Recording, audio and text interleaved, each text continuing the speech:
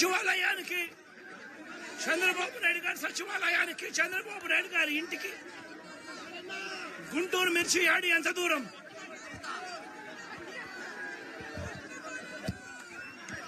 సచివాలయానికి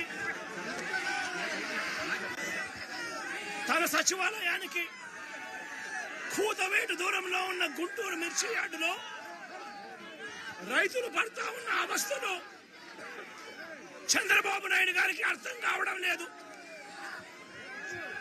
చంద్రబాబు నాయుడు గారికి రైతుల కష్టాలు కనిపించినా కూడా చంద్రబాబు నాయుడు గారి కళ్ళు మూసుకొని రైతులను కష్టాల పాలు చేస్తా ఉన్నాడు. ఈరోజు ఇదే గుంటూరు మిర్చి యార్డులో రైతులు పండించిన మిర్చి పంటకు కనీసం 10-11 వేల రూపాయల డబ్బులు కూడా రావడం లేదు.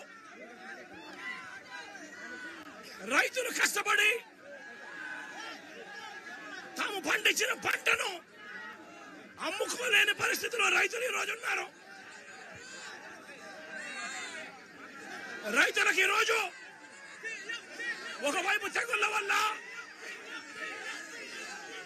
రైతులకు ఇవాళ పంట కూడా మామూలుగా 20 క్వింటాల పైన రావాల్సిన పంట ఈరోజు 10-15 క్వింటాలకే పడిపోయిన పరిస్థితులు కనిపిస్తా ఉన్నాయి. మరోవైపున రేటు చూస్తే నిరుడు సంవత్సరం అంటే వైఎస్ఆర్సీపీ ప్రభుత్వ హయాంలో 21,000 నుంచి 27,000 రూపాయలు పలికిన పంట ఈరోజు కేవలం 10-11 వేల రూపాయలు కూడా కొనే నాసుడు లేడు. రైతులకు పెట్టుబడి ఖర్చులు కనీసం 1,50,000 రూపాయల నుంచి 2 లక్షల రూపాయలు ఖర్చు అవుతా ఉంది. అమ్ముకోలేని పరిస్థితిలో, రేటు లేని పరిస్థితిలో, ఒకవైపున పంట తెగుళ్ల వల్ల పంట ఈల్డ్ కూడా తగ్గిన పరిస్థితుల్లో రైతు ఈరోజు బ్రతకడానికి కష్టపడతా ఉన్న పరిస్థితి. ఇదే గుంటూరు మిర్చి యార్డులో మిర్చి పంట వేసిన రైతుల పరిస్థితి ఇది.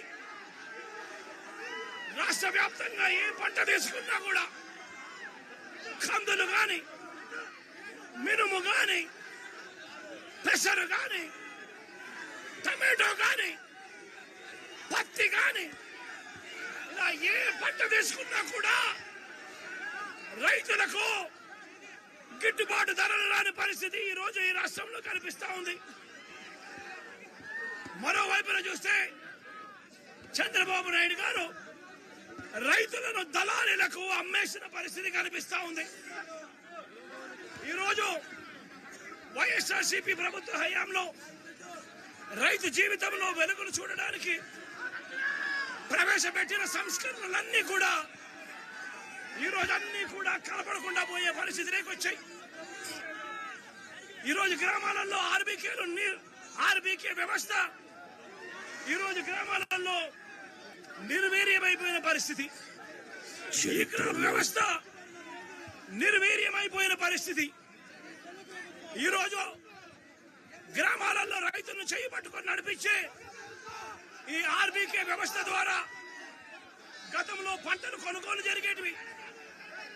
ప్రతి రైతు కూడా ఈ క్రాప్ కింద రిజిస్టర్ చేసుకున్న ప్రతి రైతుకు కూడా గిట్టుబాటు ధరలు వచ్చే విధంగా ఆర్బీకేలో ఈ మాదిరిగా పోస్టర్లు కనిపించేవి.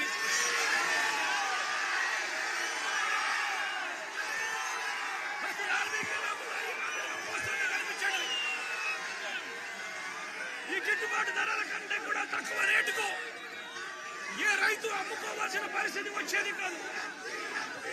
ఒకవేళ అమ్ముకోవాల్సిన పరిస్థితి ఏ రైతుకైనా ఉంటే ఆ రైతు ఆర్బీకేకి వచ్చి రిజిస్టర్ చేసుకుని 1907కు ఫోన్ చేస్తే చాలు, ఆ రైతులకు వెంటనే ప్రభుత్వం జోక్యం చేసుకుని పంటలు కొనుగోలు చేసే పరిస్థితి. ఆ రోజుల్లో ధాన్యం ప్రొక్యూర్మెంట్ కు 65,000 కోట్ల రూపాయలు ఖర్చు చేసి ధాన్యం కొనుగోలు రాష్ట్ర ప్రభుత్వం రైతులకు గిట్టుబాటు ధర ఇప్పించే కార్యక్రమం చేస్తే ఈ రోజు ధాన్యం కొనుగోలులో ఏ రైతుకు కూడా కనీస ధర రాలేదు. ప్రతి రకం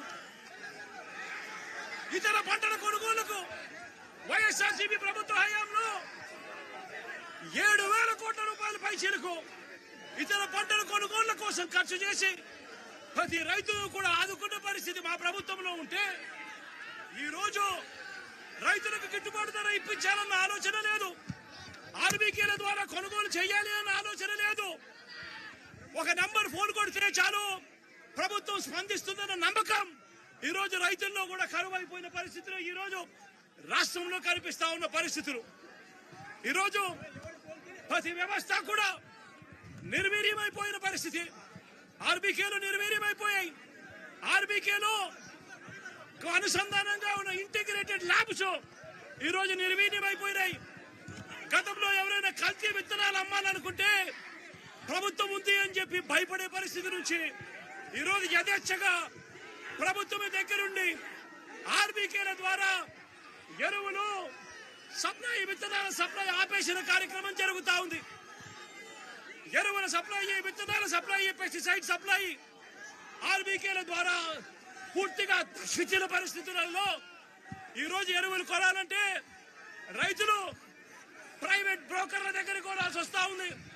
ప్రైవేట్ డీలర్ల దగ్గర కొంటే వాళ్ళు కనీసము 100 రూపాయల నుంచి 400 రూపాయలు బ్లాక్ లో అమ్ముతా ఉన్న పరిస్థితి ఎరువులకు సంబంధించి. ఈ రోజు క్వాలిటీ కంట్రోల్ చేసే విషయంలో ప్రభుత్వం పూర్తిగా ఫెయిల్ అయిపోయిన పరిస్థితులు కనిపిస్తా ఉంది.